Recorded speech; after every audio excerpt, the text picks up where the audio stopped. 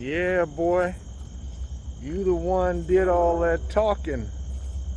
You did all that talking. You in Money now.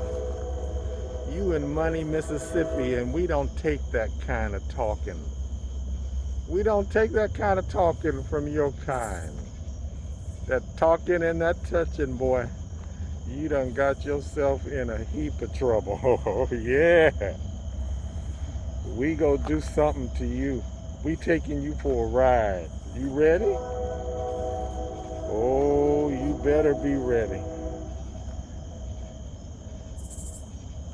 You not gonna be doing nothing to nobody else, boy. You scared? You still think you good as us?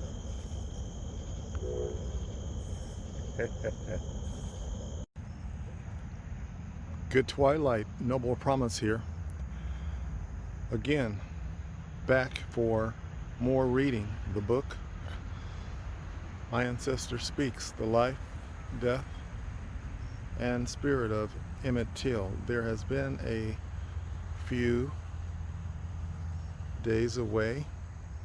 I will say hiatus more so than absence, but if absence with good reason. You know, July the 25th, important dates coming, the birth date for Emmitt Till, 1941, and then that dreaded day on August 24th, that horrible, horrible woman said some things days later which really impacted the life of not only Emmitt Till, but the conscience of the globe. Worldwide news that on August 31st, the body of Emmitt Till was found in the Tallahatchie River. Imagination, imagination, here we are. A boy fishing found the body, but days prior, on August the 28th, knock, knock, knock, great uncle Mose Wright answered the door, and the awful awfuls, they kidnapped Ancestor Till, August 28th. And then again, 3 days later, found in the Tallahatchie River. Just as a recap, more reading from the rough draft of My Ancestor Speaks is what we'll do. I preceded this conversation, this talk right now, with a video. I edited a bit of a segment here, a segment there. I have many more segments of the same vein, in that same setting, but something happened during the ending of August, those critical days, the 24th, the 28th, the 31st. I gave a high reference to Emmitt Till instead of the acting out and role playing. Here I am now. So we ended August without the renditions of those exploits by the evil, evil, awful, awfuls. And we bypassed what certainly would have been the spirit, or at least the climate, of a tragedy so dastardly and disrespectful and dishonorable that I chose not to replicate it. So tonight, in this twilight, we will cover some of chapter 7, and then days coming through the month of September up to chapter 9. And honestly, I believe chapter 9 will do it. There's new information I find a lot, and just speaking about what I have done before. So, past tense, I found a lot of information and I've plugged it into the book, but I have discovered a few new things even today, and I'm putting that into the book. You'll hear about that new thing.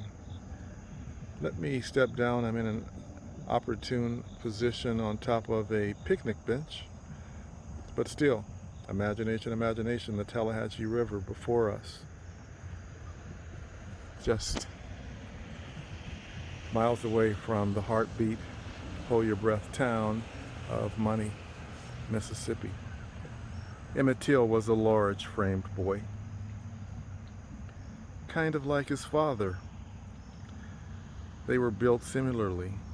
We can tell that on a photo of Lewis Till while in his military uniform.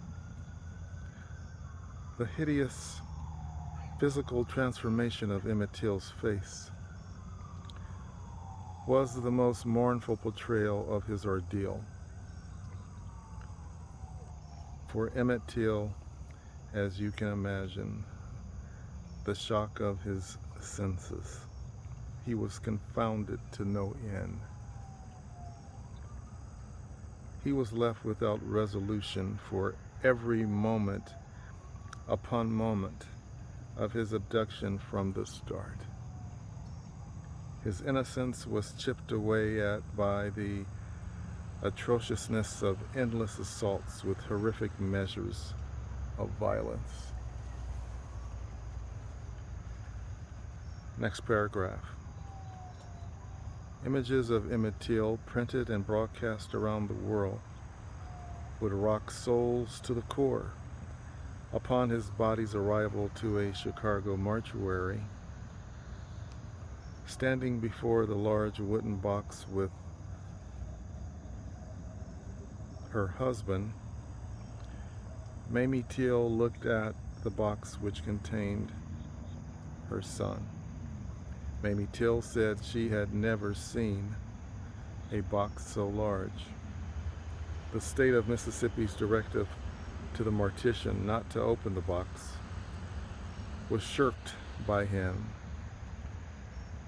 at the imploring of Mamie Till, more like demanding. She said she would do it herself if he would not. One more paragraph. The Chicago neighborhood of the mortuary for blocks around was filled with the odor of Till's steadily decaying body. Albeit the box was nailed shut. After exposed for 3 days beneath the surface of the Tallahatchie River, imagination, imagination before us, 3 days submerged underneath. A very battered human body smells horribly of rotting flesh. Not even the innocence of a boy like Emmitt Till could spare him indignities. We're going to have a moment of silence here for your observation.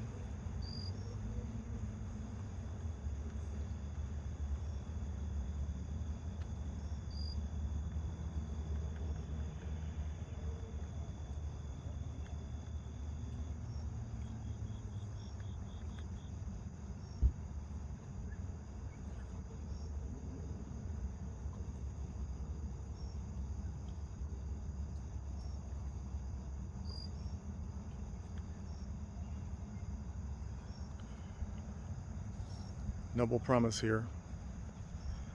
Another day of reading My Ancestor Speaks, the life, death, and spirit of Emmitt Till. We have covered a lot of ground all the way through chapter 6. Every setting is different, and the ask is the same for you as viewers to comment, contribute, act as beta readers, beta visualizers, those who before the finished product have their opportunity to look and listen and contribute to the development through constructive statements, fact-checking, criticisms. But again, this has been said, I'll say it again, and this is a labor of love, writing about and videotaping regarding the life, death, and spirit of Emmitt Till. Until next time.